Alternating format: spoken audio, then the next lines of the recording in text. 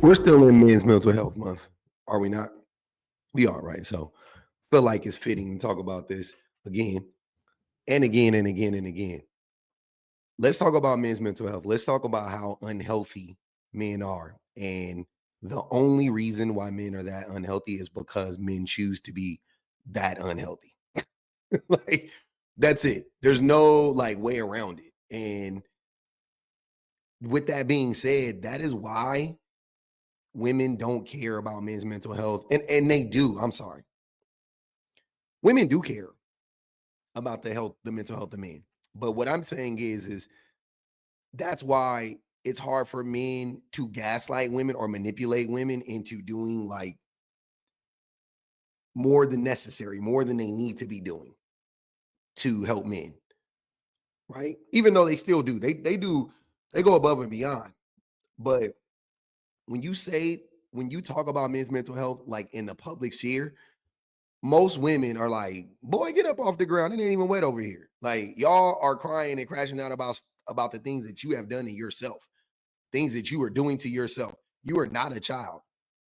You are not a child. You are far from it. You have health insurance. You can go see somebody, but you choose not to. You choose not to. You were crying recently when Ernie. No, I wasn't crying. First of all, I don't have emotions. I was raised by a drill, so I don't have. So I. Everybody has emotions, Shaq. Everybody has emotions except for I don't know, psychopaths. Are you a psychopath? Are you openly admitting right now that or no, is it a sociopath? Are you a sociopath? Do you not care at all about anything? You know what I mean? Like, okay, if that's what you're telling me right now, but I disagree with that because I grew up watching Shaq and I've seen you hoot and holler and I've seen tons of emotion out of you. I've seen you fight people. I've seen you hug people. I've seen you laugh. Like you have emotions. Saying I don't have emotions is dumb. Just on his face, that's dumb. But it just goes to show you the lack of understanding that he and so many men like him have when it comes to emotions. They think that because they lack empathy, that they don't have emotions, which says a lot. It really does say a lot about them. Like Shaq doesn't have empathy. Shaq doesn't care about anybody but himself. He's a narcissist. That doesn't mean you don't have emotions, though. You definitely have emotions. I was raised by a drill, so I don't have. So I have allergies, and my eye leaks a lot. So like right now, it's leaking. So I was going like this. So of course, when you have that moment, it makes it look emotional. I don't get emotional. Am I sad that the show is leaving? Yes, but I've been programmed to do something new after every 4 years. So I've been with inside the NBA 12 years. That's 3 military terms. And now it's just time to do something else. But if you look at the reality of the situation, we all re-signed. We're going to be there. We're shooting in the same place. Everybody's coming back. The name and the title is going to be different. This is all well and good. I get it. Basically, what he's saying here is like, why would I cry when the show's not going anywhere? You know what I'm saying? Like the name, it's under new management, but we're all together. Okay, that would have been a better response. Saying you don't have emotions in this, it doesn't. That's crazy, bro. That's crazy. That don't make no sense. The title is going to be different. Only thing I'm concerned with is we're going on a bigger network. Will they be able to handle our shenanigans? Can Charles talk about fat women in San Antonio? Can we talk about people's hairlines and make them cut their hair? That's the only thing I'm worried about. But Worried about being a bully. Shaq has always been a bully, and all he's worried about is being able to continue his bullying ways. This is a 50-year-old man. Like I'm just so disappointed because I've liked Shaq. I like I said, I grew up watching Shaq. I'm from LA. You know what I mean? Like I've been to parades, like all that stuff. I am a Laker fan, or was. I guess I don't watch sports pretty much any at all anymore. But um, I I've liked Shaq at times in my life. There's been times when I didn't like Shaq because again, I got to see Shaq a lot more than the rest of the country did, being from LA and being a Laker fan. Like I saw a lot of Shaq, right? And I always knew not always. I mean, at a point, I realized what type of person he was in LA, and I was like, and I kind of set to sour on him. But the more he talks, like the older he get, and the more he talks, I'm like, he's even worse than I thought he was. You know what I'm saying? Like he's really not a good person at all. Like not even a little bit. It's a new beginning. It's a new challenge. And I'm hoping it's something that we can step up to. I was raised where I'm not allowed to have emotions. I only cried twice, 3 times. Grandmother's death, father's death, and sister's death. So you didn't cry when Kobe died? And here's the reason why I'm asking that is because either way, not either way, but it sounds crazy. So you mean a person who you knew intimately, you knew dearly, right? Closely, I should say. You professed your love for him publicly many a times. I'm saying you guys reconciled, you had your riff or whatever, you reconciled, you guys had an interview together, you was cool, all that stuff, right? Then the young man dies abruptly. His daughter dies. You worked out, you practiced, you ate meals with, you slept, you've been on planes with this man. You met his wife, he met your wife, you met his kids. He dies abruptly. You don't cry? Like, what? You don't cry. That's odd. That's odd. That's crazy. That doesn't, that's crazy. That's crazy. That's crazy. And not because I was sad, because I forgot to tell him thank you. I got to fulfill my grandmother's favorite wish. Like being a high-level juvenile delinquent, she was the only one that didn't discipline me. Everybody disciplined me, I get in trouble. She'd be like, baby, it's all right. So one day, I said, Grandma, when I get rich, I'm gonna buy you a house. You know what she says? I want that house across the street. It wasn't no fancy shit like we lived in. It was a house across the street. I grew up in 100 Oak Street in Jersey City. She wanted 93. Because the lady was over there. Her shit was nice. It was manicured. So when I got some money, I knocked on the lady's door. I said, I want to buy your house. And she gave me a price, and I doubled her price, and I bought my grandmother her house. Bought her first car. So I got to do things for them, but I never got to tell them thank you. So that's why I cry. It's not, oh, bro, we live, we die, everybody has to die. I was raised by a guy that was so hard, you're not allowed to have emotion. So he was abused as a child by his father, by his military, his stepfather, but his father, who stepped up, right? He's not a stepdad, he's a real dad, as they would say, however the saying goes. I can respect that, I can appreciate that, but sounds like he was severely abused by this man. He just said the only person that didn't abuse him was his granny. And from that, it propelled him, a part of what she did propelled him to his success because she didn't abuse him. Right? So you got a man in his life, a matriarch, right? Or a patriarch in his life being abusive. You have a woman being nurturing, his grandmother. He grows up, doesn't take on the characteristics of the woman, takes on the characteristics of the man, has no soul, is narcissistic, and turns out to be an abuser himself. And he is like proudly flaunting this shit. And we're supposed to just turn a blind eye because what? You bought your granny a house? You stole some old lady house from across the street, kicked some old lady out of her house from across the street and bought her house on 93 and Oak or 93 Oak or whatever. Like, I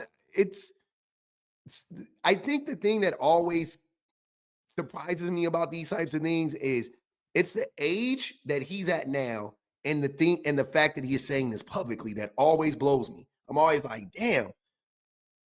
Because I can see him saying this at 30. I can see him saying this at 27. You didn't cry when your son Sharif had a heart attack. You didn't cry when your son Sharif had an emergency surgery. You didn't cry. Yeah, man. Y'all think this shit is cool?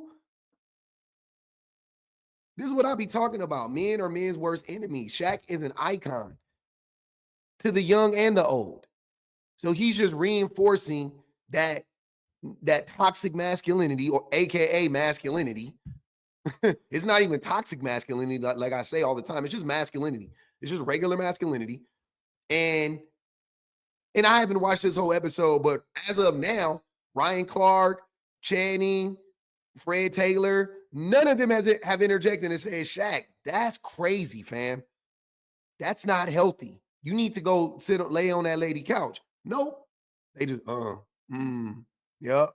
Even if they disagree, because I don't think Ryan Clark agrees with what he's saying. You know what I'm saying? Like, I'm pretty sure Ryan Clark, of all four of these men right now, I'm pretty sure Ryan Clark is like, this is a little crazy. This is a little extreme. But he's not saying anything. And this is how men don't hold other men accountable for their toxicity, telling the whole world, I don't cry, and then justifying it by, oh, I was abused by my father, but then he's successful. So what do people, there's no safeguards in this conversation for impressionable minds. He's a successful businessman and athlete, right? So then people start to connect dots naturally. Oh, okay, well, shit, I need to abuse my son, and I need for him to not have emotions so he can be like Shaq. Like, he ain't gonna talk about how he hasn't been able to keep a relationship. He's not gonna talk about that. How him not being able to be vulnerable with the women around him ultimately led to the destruction of all of his relationships. He won't talk about that. No. He'll hide that part and just amplify the good parts about him and give credit and credence to his abusive past to make you feel like that's why I'm here. And a lot of people do that. A lot of people justify their abuse. A lot of people get abused when they're children, become successful or somewhat successful adults, and then say, oh, I wouldn't have it any other way. I wouldn't be here unless I was abused. And I'm like, are you sure about that? I think you would be further if you weren't abused. And if not further, you'll be healthier. Like, I'm sure you could understand this. What the f you looking at? Motherfucker, I know you're not looking at me. Shut up. What you crying for? So like I was raised like that. So again, like, you were bullied by your father, by your stepfather. The first bully is usually the dad. Like, you know, another chance, and I want you to show this clip right here. Win our first championship. Looks like I'm crying. I'm not crying because I'm sad. I'm crying because now what your mother is gonna say.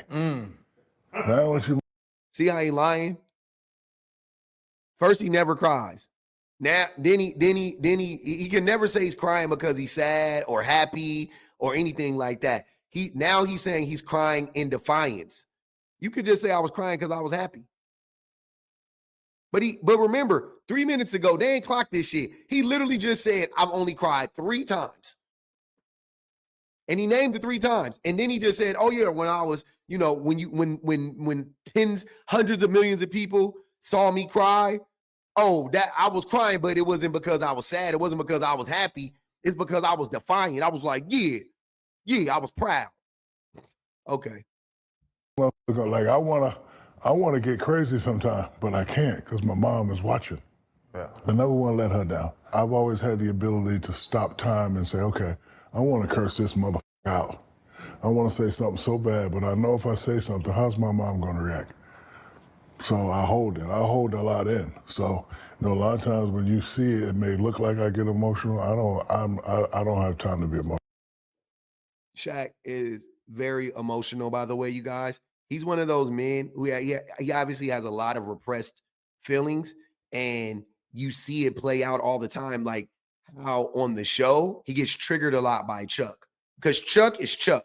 Whether you like Chuck or not, whether you like Charles Barkley or not, that's irrelevant to the conversation right now. It's not my personal choice. But I mean, it's not my personal preference or my personal opinion about Chuck. All that aside, when they're on the show, I've seen many interactions when Chuck says something to Shaq or Chuck is just being Chuck and Shaq is jealous. I've seen it.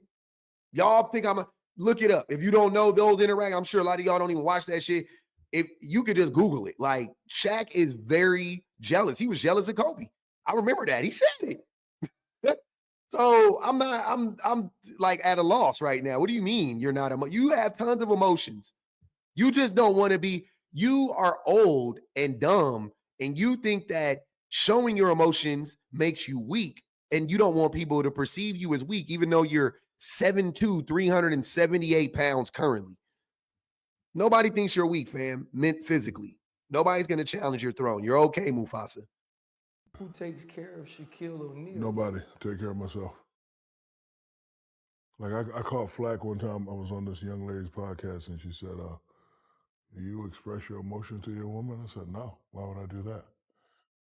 And Shaq is single, and his wife left him. Shawnee left him, divorced him, rightfully so. Shaq is not a healthy individual. He would even admit that. Without, I mean, maybe he won't say it outright, but I've heard him talk about all the things he did to Shawnee and blame himself and take accountability for it. I mean, accountability for it. I don't feel like Shaq has taken any accountability for what he did to Shawnee, because that statement right there shows a lack of self-reflection. It shows a lack of introspection and accountability when you say, nobody takes care of Shaq, I take care of myself. I don't share things with my wife. I don't share things with my girlfriend. I don't share things with the women in my life.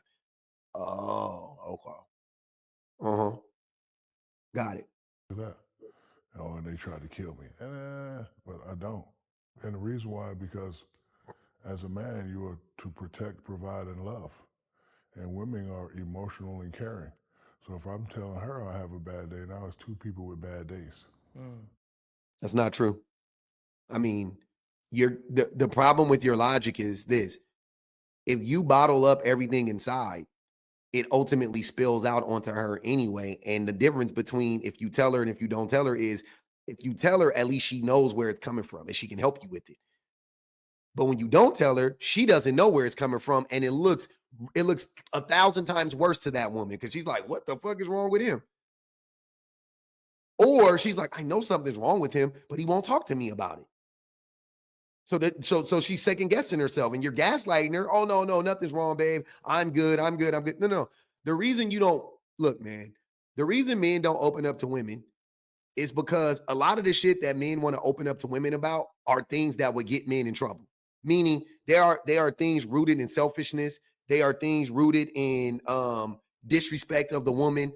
They are rooted in his insecurities and him feeling some type of way about some shit she's doing or whatever the case. Like, that's where a lot of the bottled up shit comes from. It comes from men hiding secrets, men not wanting to talk about their inner thoughts because a lot of their inner thoughts are just terrible. But you should talk about them, though. You know what I'm saying? Like, I've had to do it with my wife. I've had intrusive thoughts. I didn't even know what an intrusive thought was until about 13 years ago when I had one, and I went to my wife and I was like, what the fuck is it? You know what I mean? Like, I was tripping out. And she was like, that just sounds like an intrusive thought. And I was like, oh,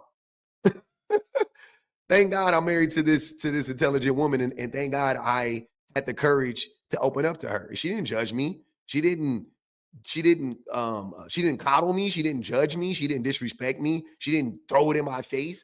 I said it 13 years ago. She's never brought it up again. It's not like I stopped having the thoughts, right? Like, it's not like, you know what I mean? Like, it's not like I stopped having intrusive thoughts, but she's never thrown it in my face. Like, you have intrusive thoughts. Like, you're a fucking freak. Like, doesn't happen. Y'all don't want to open up to y'all women because you want to maintain a power dynamic that you think is held by you not being vulnerable with her. That is your problem. That is your fault as a man, as a human being. And you need to stop lying to yourself about that. Nobody. Take care of myself. Like I caught flack one time. I was on this young lady's podcast, and she said, do you express your emotion to your woman? I said, no. Why would I do that? Oh, and they tried to kill me. But I don't. And the reason why, because as a man, you are to protect, provide, and love. And women are emotional and caring. So if I'm telling her I have a bad day, now it's two people with bad days. I don't tell my woman I'm having a bad day. How's your day? Oh, I'm good, baby. I got to take care of it. Because if you put stress on her, she's going to put it right back on you. Lies. That is such bullshit. Everybody, man, that's a lie. That's a lie. That'll destroy your relationship every single time. Don't listen to Shaq. He's lying to you. He's setting you up for failure. He wants you to be as miserable as he is. But the difference between you and him is he worth 500 million and you worth 5,000. So don't do it. Don't fall for it. Because it's our job to protect, provide, and love. But people, oh, you need, no, I don't do that. I take care of everything. And What does love mean? Isn't love vulnerability? Isn't that a part of love? So if your job is to protect and provide, which are vague statements, but I can understand those better. But love is very vague. What does love look like to you? Obviously, love doesn't look like being a human being. Love to you somehow means to be a fucking robot. that's just how it's going to be. And you know why I'm like that? Because it's worked for me. It's worked for me. So I'm not. You got divorced. It didn't work for you. Jess Hilarious says she went over your house and you have 4 half-naked white women cooking for you, bro. It ain't working for you. You have resorted to paying sex workers. Like, what are you talking about? Gonna meet somebody now and be like, oh, no, I'm not doing that. But Big Dog, you can't work till you die. There Why has not? to be a number. There has to be a finish line. There has to be something. It is. And I don't want to say the number because, you know, for us, when we say the number, I don't want to make it seem like I'm bragging. The number is to where my kids can have nothing to worry about. That's the number. That's not how generational wealth works. And I wish you guys, that's the problem with the whole concept or misconception about generational wealth. Real quick, your kids. You're not the Rockefellers. Like, even, and if you look up the Rockefellers, they all ain't rich. Some of them are, some of them aren't. And their money has fallen off every single generation. Every single generation, and it has decreased more and more. And it's only this the 3rd or 4th generation they're in. That's what I'm saying. It's not like, don't worry about that. Don't, you know what I mean? Like, it's okay. Set your kids up. You set your kids up. They'll set their kids up. They'll set their kids up. You can't set everybody up, though. That's not how it works, especially if you're Black in America. Go look that up, too. Go look up generational wealth for Black people in America. Shit's gone by the 2nd generation like 90% of the time. It's a farce. I have zero interest in setting up my grandkids. If that, you know what I'm saying? What I'm saying is like, well, you know what? My grandkids will be here when I'm here, hopefully, you know what I mean? More than likely. By the way, I'm a great grand uncle. Shout out to my nephew, man, Samuel, and his wife, Sashay. They just had a baby. But yeah, anyways. And I just got a text right now. My boy just had twins. He literally texted me while I was doing the video. I looked at crazy stuff. Anyways, okay, you want to do something for your grandkids, fine. You know, you can help them go to college. You know what I mean? Whatever. You can help them out while you're alive. But I'm saying, I'm not interested in helping out, like, or not helping out, but I'm not interested in trying to set up like my great grandchildren. I'm focused on my sons. Like, that's who I owe everything to right now. You know, my wife and my son, that's who I owe it all to, right? Boom. I'm going to give it to them. Then my son going to do the same thing for his son. That's the generational wealth. You breaking the generational curses before you, giving everything that you got to your sons and your daughters, and then they do the same thing for their kids. Now it lives in perpetuity, right? Moving forward. But you thinking it's a number you can hit. It ain't enough money in the world, fam. It ain't enough money in the world. And he just using all of this as an excuse to remain egotistical, egocentric, narcissistic, lack empathy, all these things. He's justifying all of that by being like, oh, I'm just trying to provide and protect and love. Yeah, man. I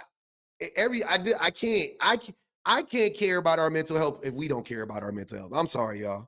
I'll care when we care. Yeah, y'all tap me on the shoulder when y'all ready.